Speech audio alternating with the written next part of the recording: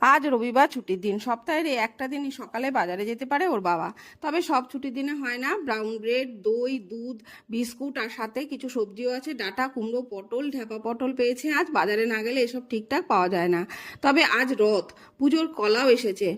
আর breakfast হবে sandwich, আলু সেদ্ধ করে পেঁয়াজ একটু মশলা দিয়ে ভেজে দুটো ব্রাউন ব্রেডের মাঝে পুর দিয়ে হচ্ছে বাংলা স্যান্ডউইচ আমার।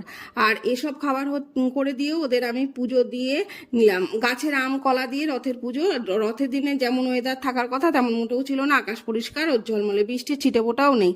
আর দুপুরে আজকে হচ্ছে বিরিয়ানি। এটা এমন একটা খাবার যেখানে দুধ, দই, মাংস, ডিম, আলু সব কিছুই দেওয়া যায়। মেনু হলো চিকেন বিরিয়ানি, চিকেন কষা, চাটনি আর পাঁপড়।